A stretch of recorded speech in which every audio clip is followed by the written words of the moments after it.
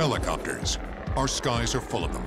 Unlike airplanes, they offer the unique ability to fly in any direction or just hover in one spot. And when this ability is combined with lethal firepower, you get the AH-64D Apache Longbow, the deadliest helicopter in the world. At the U.S. Army's Fort Rucker in Alabama, they train pilots to fly this bird of prey. The AH-64D, it's primarily an attack helicopter, or a gunship as we call it. Its primary mission is to attack, and what it does is it actually goes to where the tracers are coming from and actually engages the enemy that are engaging our friendly forces on the ground. With a top speed of 182 miles per hour, the Apache gets there fast, ready to unload an array of deadly fire. These are the 19-shot rocket pods. Inside each we can fit 19 2.75-inch folding fin aerial rockets. They come in multiple configurations. On the inboard pylon, we have the Hellfire missile rack. These are laser-guided anti-tank missiles. The Apache can be configured to hold multiple rocket pods or missile racks, depending on the mission. The last of the AH-64's weapons is located right underneath the cockpit. Yes, most Apache pilots, this is their favorite weapon system on the aircraft. This is a 30mm chain cannon. Carrying up to 1,200 rounds of ammunition, the chain cannon can fire 600 to 650 anti-personnel rounds a minute. They explode on impact and can punch through trucks and even light armored vehicles. To control the cannon, the pilot uses a monocular eyepiece attached to the helmet that displays targeting information. This connects to the chain cannon and automatically aims where the pilot is looking. Sensors track the movement and direction of the pilot's helmet and direct the cannon where to point. So if I happen to look at a target left, right, up, and down, this gun will move left and right, up and down, and follow it. All you gotta do is pull the trigger. The Apache is also equipped with state-of-the-art sensors located on top of the rotor and on the bottom of the nose that allow pilots to see any enemies that can see them. The part on top of that is a new sight for the longbow radar. It's the fire control radar system. We can look out with a millimeter wave radar, look for tanks in the open, get all that data to our computers. That'll transfer it to a firing solution. Night combat presents few problems for the Apache longbow. This is the Target Acquisition and Designating System, also known as the TADS. It's on the bottom side of this turret. We have a night system right here, which is forward-looking infrared. Uses different temperatures and heat to detect targets. This side is the day TV side for day television. Also has a laser rangefinder and designator for designating targets for laser-guided munitions. On the top here is the pilot night vision sensor. That's purely for flying at nighttime. These sensors allow the Apache pilots to see everything, even who is friend and who is foe.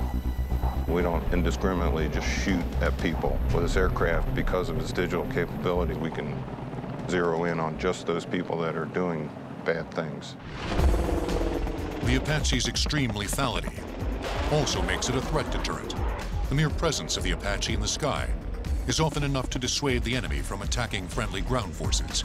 Sometimes all it takes is for us to show up and the enemy stops shooting and they disappear. While some Fort Rucker recruits are learning to master the deadly art of flying an Apache, others are learning to fly the UH-60M Black Hawk helicopter. Unlike the Apache that's designed for the specific purpose of attack, the Black Hawk serves a multi-purpose role. This is a UH-60 Mike model Black Hawk, and the UH-60 is a utility helicopter. The UH-60 is probably one of the most versatile aircraft in the Army, and it can conduct mission from ranges of air assault operations and combat, which we can take fully loaded combat soldiers in air assault missions onto the battlefield. And then we can turn around and pick up logistical supplies from sling loading water, pallets or MRE pallets, or ammunition to help resupply soldiers.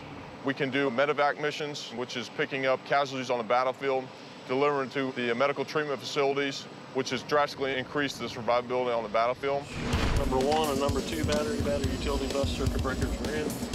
The Black Hawk helicopter crew includes 2 pilots. To fly it, the pilots must use both hands and feet. The helicopter's superior maneuverability comes with complexity. The key to understanding how to fly a Black Hawk or any helicopter starts at the hub. The hub is a central portion of the rotor system. It's the part where all four rotor blades hook together. The hub, or rotor disc, tilts to give the helicopter directional flight and is controlled by the cyclic. This is the cyclic. This provides us directional control, either at a hover or in a cruise flight mode. With a cyclic, I'm actually tilting the rotor disc in the direction that I'm pushing the cyclic. So therefore, if I'm at a hover and I move the cyclic to the right, then the aircraft rotor disc is going to tilt to the right and I'm going to drift to the right. If I push the cyclic forward, the rotor system is going to tilt forward, the aircraft is going to go into a descent, and I look outside and the houses on the ground are actually getting bigger because I'm getting closer to the ground. To control the lift or thrust of the helicopter, the pilot uses the collective. The flight control that I have in my left hand here is called the collective. And it's called the collective because it collectively puts blade pitch angle into all four rotor blades at the same time. The more pitch I want in the rotor blade, the higher I pull the collective. The pitch angle determines how fast the helicopter will lift off the ground in a hover, or how fast it will fly in flight. A zero angle will produce zero lift. As the pitch increases, the blades will push more air downward, resulting in greater lift. Once in the air, the pilot pushes the cyclic forward to start the helicopter in a forward direction.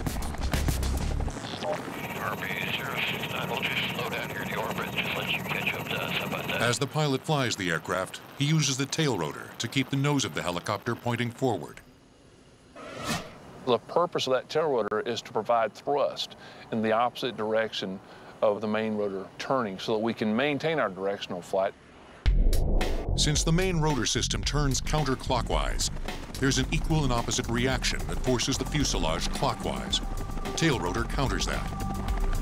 It works the same way as the main rotor in that its blades increase pitch to gain thrust. To maintain a pitch that will keep the helicopter moving forward, the pilot uses his feet to control the tail rotor. If I push left pedal, then that causes the nose of the helicopter to turn left. And then I use counter pressure on the opposite pedal to stop that motion. The Black Hawk has two crew chiefs who are responsible for everything that happens from the cockpit back. We have two crew members that sit in the back of the aircraft, and they're predominantly crew chiefs and door gunners. And they assist with the loading and unloading of the aircraft. We're a utility helicopter, so we want to get in and get out, and the door guns are predominantly there to assist in the suppression of the enemy and provide area coverage. The UH-60M Black Hawk helicopter is the successor to the old UH-1 Huey from the Vietnam War. The Hueys became the workhorses of the military, and much like the Black Hawks, filled many different roles. They evacuated wounded soldiers, transported troops, dropped supplies, and were even used as gunships. But while the Huey pilots flew using only visual references on the ground and maps, Black Hawk pilots fly with state-of-the-art instruments. This aircraft really takes the technology we have in the civilian sector and moves Army aviation into the 21st century. It really does two things. It increases our situational awareness so that when we have the moving map displays, it's very easy for an aviator to know where he's at and what's going on in the battlefield, whether it's an enemy situation that's graphically depicted or the GPS technology of knowing his exact location at all times. Along with modern navigation systems, the Black Hawk incorporates an onboard autopilot system known as a flight director. It allows the helicopter to fly itself. You can actually control the airspeed, altitude, heading, or course, make the aircraft fly a flight plan with the flight director and never touch the conventional flight controls. That reduces the pilot workload and allows the pilot to focus his attention in other areas.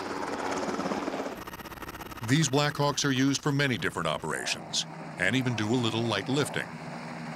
But when the military needs to do some heavy lifting, they call in the Marines and their CH-53E Super Stallion. It is a heavy lift helicopter. CH-53 Echo Super Stallion. It's the largest helicopter in the military. It dwarfs some of its flashier cousins. The Black Hawk weighs just over 10,500 pounds and stands 16 feet 10 inches high. The Apache weighs in at nearly 11,500 pounds and stands 12 feet 7 inches high. But the CH-53 weighs over 33,000 pounds and towers nearly 3 stories high at 28 feet. Not only is the CH-53 the largest helicopter in the military, it's also the strongest.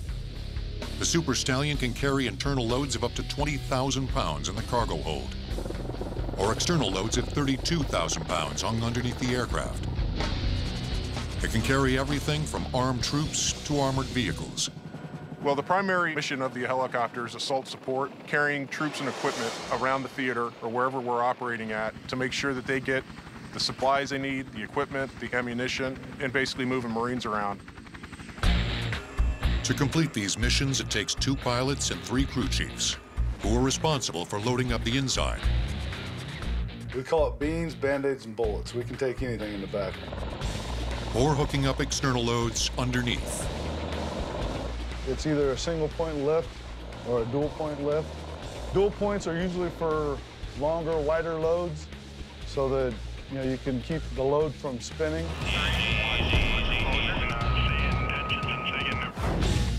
The 7 rotor blades that sit on top of this metal monster are the reason the Super Stallion can carry so much weight.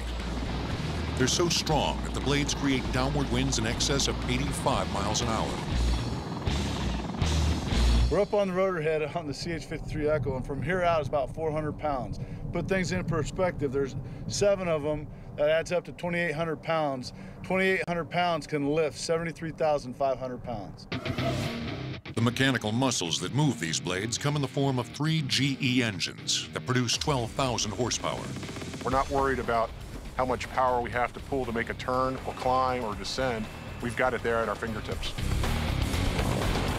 When you're operating in environments where it's very difficult to travel over roads, especially in the environment we've seen over the last 6 years where IEDs, explosive devices, roadside bombs become a major issue, we're able to move a lot of equipment over the air without that threat to worry about. Nevertheless, in these environments, there's the real threat of being shot down. If the worst happens and the engines fail, CH-53 pilots rely on an aerodynamic phenomenon common to all helicopters, called auto-rotation. As the helicopter falls, the upward flow of air through the rotor provides enough force to keep the blades turning. Much like a pinwheel, the pilot will lower the collective, decreasing the angle of the blades. This creates just enough lift to slow the descent of the helicopter, and in ideal conditions allows the pilot to land safely. The problem with this aircraft is it's very heavy.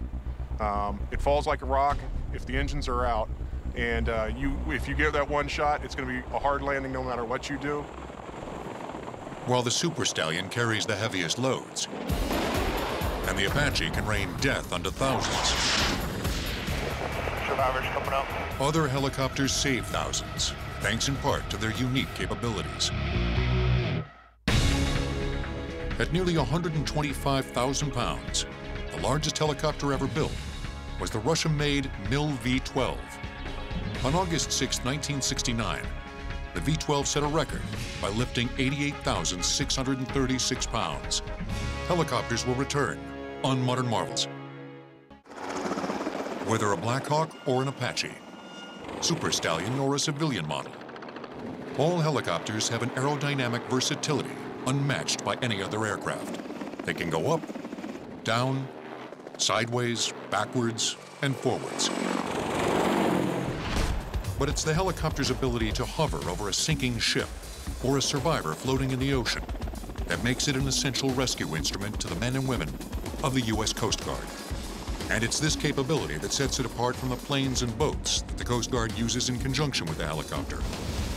Well, the helicopter allows the Coast Guard to do the rescue part of search and rescue. We could always go find somebody with some other kind of asset, but the helicopter is really what lets us go out, get somebody, and bring them home.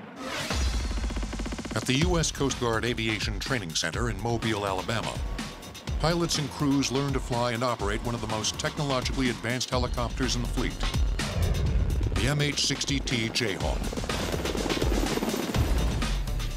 It's a variant of the Navy's SH-60 Seahawk, with several key modifications that allow it to fly in extreme weather to perform water rescues. It's a very safe aircraft. I know we can go out in any kind of weather, do any kind of mission. These helicopters are made to take off and fly in winds that can exceed 100 miles per hour. Flying in a hurricane can be scary, but doing it at night can be even scarier. We have a term, dark and stormy night. You really have to rely on the capabilities of the helicopter to a certain extent, because nighttime over the ocean, if there's no illumination out there whatsoever, it's like flying in a closet. Survivors coming up. Pilots must rely on the helicopter's GPS and infrared systems to show them where they are and how close they are to surging waves. The typical Jayhawk crew consists of 2 pilots, a rescue swimmer, and a flight mechanic that operates the hoist during a rescue and maintains the rear cabin during operations. The Jayhawk conducts a number of missions, including security patrols and disaster relief, but it's primarily responsible for search and rescue missions. Modern Marvels joined this training exercise in the Gulf of Mexico. Guys, we've been diverted to go search for a person in the water. We want to show up on scene and do a sector search and stand by to recover anybody we find in the water. After the command center receives a distress call, it dispatches a rescue helicopter. It will then either give the helicopter exact coordinates of the ship in danger, or its last known coordinates. The primary job of myself as a pilot is to get the aircraft on scene. Once we show up on scene, the avionics system and the glass cockpit here in this new helicopter will actually fly the search pattern for me. And so it gives me the ability to use my night vision goggles to look out the window and actually search for the survivor or the subject vessel that we might be looking for. Roger, looks like we found our survivor there at 2 o'clock. Let's go ahead and do rescue checklist part 2 for free fall deployment of the rescue swimmer. Once the crew spots the distressed ship or floating survivor, the rescue swimmer gets the call. First thing that'll happen is they'll survey the scene. If the conditions are, met, then the swimmer will free fall. Once the swimmer free falls, they'll go down to the victim, and based upon their evaluation, they'll give hand signals to the flight mech. Ready for A-band fuel recovery as a rescue swimmer survivor. Unlike its military counterpart, the Jayhawk is equipped with another modification, a hoist mounted on the right side of the aircraft to aid in survivor rescues. The Coast Guard's Jayhawk also lets the flight mechanic fine-tune the rescue. This aircraft has the capability that if I need to, I can control from the back small movements, either left, right, forward, or aft. At this point, the flight mechanic takes control of the operation to bring the survivor on board the helicopter. Target set 2 o'clock to get the hoist. Roger, I'm targeted. I'm going to hook the hoist hook to the basket, and then I'm going to send it out the door, and I'm going to be advising the pilot as it's going down as to whether it's halfway down or holding 5 feet above the water. Halfway down. The pilot's going to tell me to direct him to that person, and I will give commands as far as increments in feet where to go. Forward and right 5. Right 10. Once we get to that person, I'm going to set the basket in the water. I'm going to advise the pilot that they're in and ready for pickup. At that point, I will hoist the basket, and they'll be on their way up. When they get to the door, I'll bring them inside the helicopter. The flight mechanic will then send the basket back down to retrieve the swimmer. Coast Guard crews are responsible for hundreds of miles of ocean, so fuel can be a major consideration. The H-60 Jayhawk helicopter maximum load of fuel is just over 6,000 pounds. With 6,000 pounds of fuel, you can probably plan on flying for about 5.5 hours. We can go 300 miles offshore, remain on scene for 30 minutes, and return back to where we started. Sometimes their missions aren't far out at sea, but on land. When Hurricane Katrina hit the Gulf Coast in 2005, the Coast Guard helicopter crews got the call. And we showed up on scene in New Orleans, and we started seeing flickers of light coming from roofs and windows and stuff. And those are people that were trapped in their flooded houses. So we immediately went into a hoisting situation where we started picking people up off their roofs. Went to the first people we saw, put the basket down. They usually climbed in the basket, got them in the aircraft, and then we took them to the nearest safe place that they weren't going to drown. We unloaded them, went right back to the neighborhood we got them from, and went to the next house down the line. We did this all night until daylight, and in one day we pick up over 100 people, and I did that for the first 4 days straight over New Orleans. The Coast Guard led the way as military and civilian helicopters saved thousands of lives. The sky was literally filled with helicopters everywhere. The U.S. Coast Guard effectively uses helicopters to save people from water. But one helicopter saves people with water. It's called the Erickson Air Crane, and with its unique dragonfly appearance, it's never mistaken for any other helicopter. The air crane is built for one thing: heavy lifting. It has 2 turbine engines that provide 9,000 horsepower to the shaft, allowing the 19,500-pound helicopter to carry an additional 20,000 pounds. This capability makes the air crane a perfect tool for fighting large forest and brush fires. The air crane can be fitted with a 2,650-gallon tank that can be filled with a suctioning device called a ram scoop hydrofoil. It can fill the tank in less than 40 seconds. This tank empties over a 265,000 square foot area and can extinguish fires that might take ground crews precious hours to control and put out. While the heavy-lifting Erickson air crane may dominate our construction sites and fire lines, another much smaller, much less expensive helicopter dominates the skies above our cities. In the aftermath of Hurricane Katrina, Coast Guardsmen rescued more than 33,500 people. It was the largest rescue mission in U.S. Coast Guard history. Helicopters will return on Modern Marvels. This is the helicopter that dominated the civilian market for nearly 4 decades. It's called the Bell Jet Ranger. The Bell helicopter was the first helicopter that really was successful in the commercial market, and the ones that you see on TV, for instance, in old movies. Born in 1967, it soon became a favorite of police departments, news stations, and wealthy businessmen all over the world. But these jet turbine-driven helicopters came with a high price tag. By 1971, they cost nearly $115,000. That's the equivalent of nearly $600,000 today. Ex-Bell engineer Frank Robinson decided he could make a helicopter that would be cheaper to fly and maintain. In 1979, Robinson Helicopters started to manufacture the 2-seat R-22, selling them for the same price as a high-end luxury car, about $40,000. They still make the R-22 today. Robinson began selling the R-44, a 4-seat version, in 1992 for $235,000. While Bell's jet helicopters still fill a role for many companies, in 1988, Robinson's helicopters first sold more than Bell, and they've done so every year since. Robinson started with a cheaper, more efficient engine. The R-22 model uses a 4-cylinder piston engine instead of a jet turbine, while the larger R-44 uses a 6-cylinder engine. That is by far the most practical type of engine to use in a small, light helicopter like ours, because it burns a lot less fuel than a turbine. Though less powerful than turbine engines, they still push the R-22 up to a top speed of 110 miles per hour, and the R-44 to a top speed of 135 miles per hour, giving them both a range of over 350 miles. Along with an economical engine, Robinson streamlined the design of his helicopters. Well, we've kept the design very simple, very lightweight, and yet very, very reliable. The features of our helicopters are designed for efficiency, for speed, to keep the noise level down. And what you probably recognize if you see one flying over, it tells you that it's one of ours. It has a tall mast.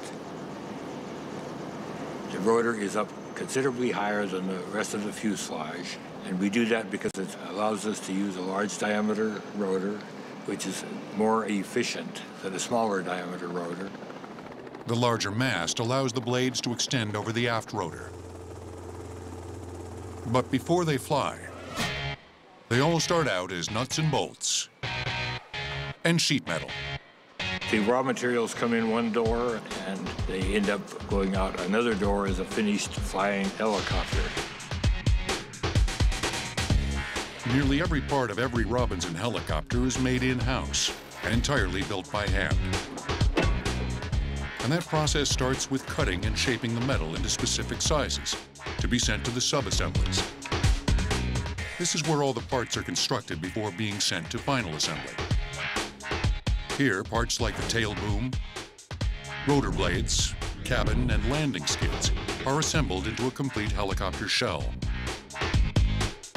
And then the helicopter is moved on its landing gear on down the assembly line, getting its electrical harness installed, its gearbox is put in, and the engine is installed.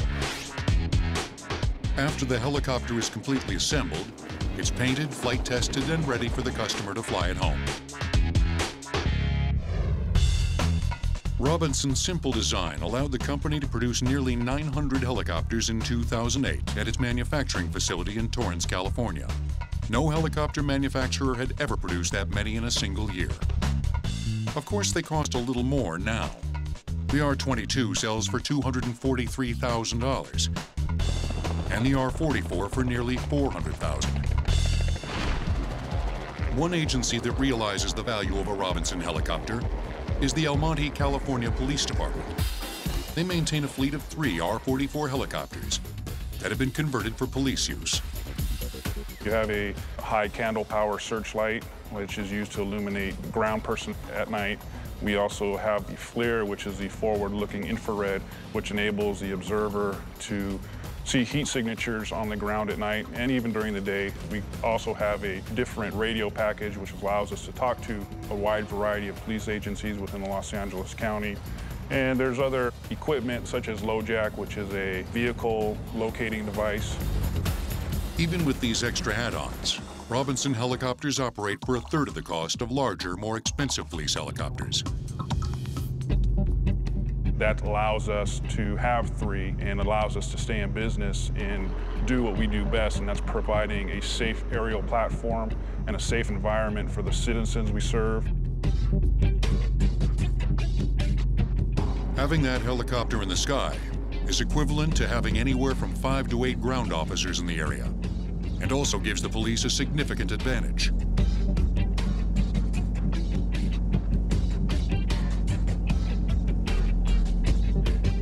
The police pilot relies on ground communication to get the helicopter into the right position. Once he locates the fleeing suspect, the co-pilot or tactical flight officer directs the ground forces. He will also monitor the FLIR system and searchlight at night until the suspect is apprehended. Regardless of how much time and effort is put forth in trying to escape from the police officers, they already know that the helicopter's there, they're gonna go to jail eventually. You can run, but you're only gonna go to jail tired. But police departments aren't the only organizations taking advantage of Robinson helicopters' low costs. We have other versions of that same basic helicopter which are used for TV broadcasts. So the TV stations can buy that particular model, and all the equipment for their gyro-stabilized cameras and microwave transmissions are all built right into the basic helicopter. These helicopters end up flying for industries all over the world. About 70% of all of the helicopters that we manufacture are exported all over the world, and some of our most active markets right now are places like South Africa, Australia, New Zealand, and of course all of the European countries. The Robinson fills an important niche in an economically cautious world. But if you've got the money, you might prefer one of these tricked-out choppers. In 2000, Jennifer Murray became the first woman pilot to circumnavigate the Earth in a helicopter. She did it in a Robinson R-44. Helicopters will return on modern marvels. Helicopters aren't just for police forces and the military. Some individuals and corporations like the luxury of commuting as the crow flies. For that, many people turn to Bell helicopters. We offer any helicopter for any need, whether that's corporate or VIP travel to and from the golf course and the boardroom. Any of our products in our line currently can suit any of those needs. Once you decide on a helicopter, Edwards & Associates is Bell's completion house of choice. Edwards & Associates takes a Bell helicopter like this right off the line and customizes it from the inside out. When a customer wants to buy an aircraft, the first thing we need to know is what kind of configuration do they need? Is it corporate? Is it utility, VIP? Just what type of equipment do they need? We figure out what would best suit their mission requirements, and then we build the aircraft from that proposal. And that can be costly, up to $2 million just for customizing. It starts with an 800-mile flight from Bell's manufacturing plant. Using only a basic instrument panel, the helicopters make their way from Maribel, Canada, to a facility in Piney Flats, Tennessee. This is what we start with when we begin our completion. It's what we call a green aircraft. It has no avionics, nothing installed, just a bare bones aircraft. Edwards disassembles the helicopter to start the customizing process. The helicopter then goes into the completions hangar, where workers install the wiring and flight instruments. Workers run wiring through the helicopter to connect the instrument panel in the front to the computer systems that control it, placed in a rear compartment. After we finish the installation of the avionics and all the wiring and we've buttoned up all the panels, this is when we start to install the interior. Customizing the interior starts with a plastic trim kit that will cover any wiring or equipment that was previously installed. Next comes carpet. And if you don't want a solid color, we can have something such as this or this. All we got to do is get your design that you want, have a computer rendering done of it, and sent to the carpet company where they can manufacture it, whatever your logo is, however you want it to look. The seat covers come with the same options. Once the customer has chosen the colors and materials for the seats, they're handmade and installed. The next step is plating. We have several examples here of some plating. Here's some door trim. This goes around where you open the door. There's hundreds of colors of plating, different styles, brushed aluminum, brushed gold, whatever you would like to have. We put reclining seats in, had cabinets up where they could talk on the phone or work on their laptop, had monitors that actually would rise up. The sky is the limit, anything you want to do. But they aren't finished yet. The last step is the paint. And this is where the customer can really make the helicopter his or her own. In just 4 months, the workers at Edwards & Associates take a helicopter straight off the line and turn it into a hovering luxury suite. For those that can't afford an Edwards conversion, there's still hope. Rotorway International in Chandler, Arizona, manufactures experimental helicopter kits that deliver to your door. An experimental helicopter is a helicopter that is within easy reach of anybody to purchase, and it allows them to build the helicopter themselves. It also allows them to invest their time and save exponential dollars. Rotorway's 2-seat A600 Talon is just over $100,000, some assembly required. It can fly as fast as 100 miles per hour. It can reach a ceiling height of approximately 8,000 to 10,000 feet, and it is designed to give everyone the satisfaction of flying in a helicopter. We think that anybody can build this helicopter. Rotorway tries to make it easy on the garage mechanic. They assemble some of the more complex components for the customer, including the drive assembly, tail boom, and most importantly, the engine. We will send you a proven, dyno-tested, ready-to-install engine for your helicopter.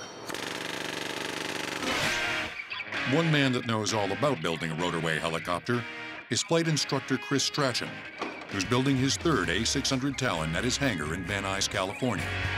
It's a very simple process. They do most of the difficult stuff, and it's this 49%, 51% rule. The 49% that they do is all the difficult stuff, and then the other 51 is you just putting bolts together and brackets and actually putting it together. It's almost like you just need your normal tools that you have in your backyard. That's pretty much all you need. Here at the factory, we make the parts cards where we take each part that you need, put it on the parts card, laminate it, put it in your crate, and you're good to go.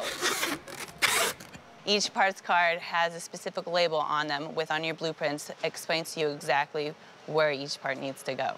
What I really liked is rather than getting a box of bolts, they kind of shrink wrap them onto the card, each bolt with a number, exactly where it goes. As a first-time builder, we supply you with construction manuals and videos, which take you step by step through each phase. Then it's up to the customer. First step, order stage 1 of 4 shipments of crates. The customer then decides when to receive the next shipment. When you are ready for stage 2 of your helicopter kit, it will include some very high-end components, which are the drive and main drive systems and the body. The main drive system is a very intricate part of the helicopter, and that is the second step you will take. The drive assembly is what links the engine to the rotor blades. The helicopter begins to take shape at this stage. Once you receive Group 3, that will include your tail rotor system, some of your main drive pulleys, your oil system, and your engine cooling system. 4 will include your engine, your rotor blades, and your ignition system. Once you receive this final stage, you will pretty much be able to complete your helicopter. Rotorway says the average builder takes 400 to 650 hours to complete his helicopter. Rotorway monitors each stage. We will not allow you to go to the next stage of your build until we feel confident that you've reached the goal or accomplished what we are asking you to accomplish before the next stage is taken on. Once the helicopter is completely built, it still can't be flown. The customer must contact a local FAA representative and have them look over the helicopter. They will take you through a sign-off procedure where they will inspect your helicopter, be sure it's built correctly. Finally, it's given an airworthiness certificate. Then the owner is free to fly his brand new helicopter. Most people don't realize that. For the price of a good Corvette, I can have a helicopter that can fly pretty much anywhere. Why even drive somewhere where you can fly? So perhaps you too will be flying a helicopter soon. But don't try this. For your close-ups, you'll want one of these. Rotoway is the oldest helicopter kit company in the world. In 1967, its Scorpion model became the first kit helicopter on the market. Helicopters will return on Modern Marvels. Today, not all helicopters have a pilot inside. Take the Fire Scout from Northrop Grumman. It's linked to a ground control facility that will give it coordinates. Once programmed, it can fly to an assigned area, perform its mission, and return home. It can even autonomously take off from and land on a moving aircraft carrier. Northrop Grumman modified a full-size Schweitzer 333 to create the Fire Scout. It has a top speed of 145 miles per hour. Although the original intent was to use the Fire Scout to provide reconnaissance, it can be outfitted with rocket launchers and laser-guided missiles. The Fire Scout is certainly a successful pilotless helicopter, but in the future, perhaps pilotless helicopters will look and behave more like this one. It's called the Dragonflyer X6. It's an intelligent, self-flying helicopter that changes all the rules of how a helicopter flies. It's called the Dragonflyer X6. It's a 6-rotor VTOL helicopter that we designed in our factory. Dragonfly Innovations in Saskatoon, Canada, developed the X6 to be a new breed of helicopter, winning Popular Science's Best of What's New award in the Aviation and Space category in 2008. It can be controlled via the computer or via a pilot on the ground. The secret behind this high-tech flyer is the carefully calibrated computer. Calculates every move the Dragonflyer makes. It's virtually a flying computer. There's very complicated software on board to make it fly very stable that typical helicopters don't have. Flying a full-size helicopter, it's like balancing a ball on a needle.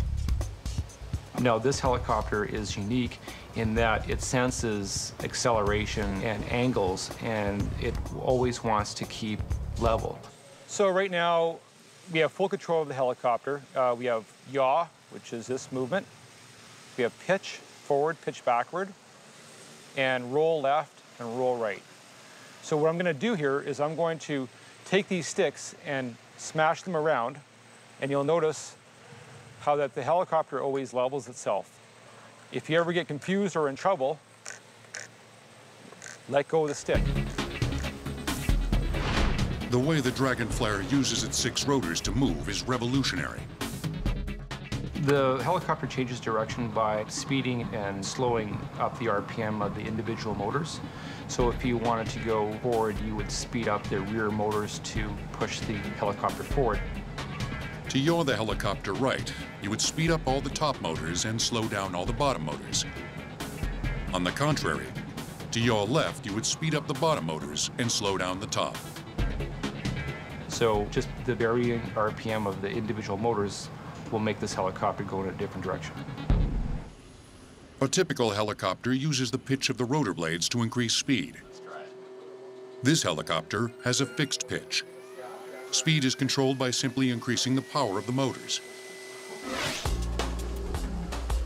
This smart helicopter can make anyone a pilot in a matter of hours. It's even outfitted with safety features that allow it to auto-land if anything goes wrong. The Dragonflyer was designed to record still and video photography. It has a special mount built into the frame to hold a camera. The helicopter can lift approximately 500 to 600 grams. That's more than enough weight to carry most consumer digital and video cameras. But the Dragonflyer's size and mobility give it many different photographic applications. The civil applications are anywhere between aerial photography, aerial videography, police work, fire inspection, archaeology. So there's a huge range of civil applications. We've even done studies on bird nests with the helicopter. So you can actually fly the helicopter up to a tree and take photographs of birds. The Dragonflyer X6 may not have the size of some of its big brothers, but like them, it has the versatility to serve in multiple roles. They're a unique type of aircraft that our civilization now finds indispensable.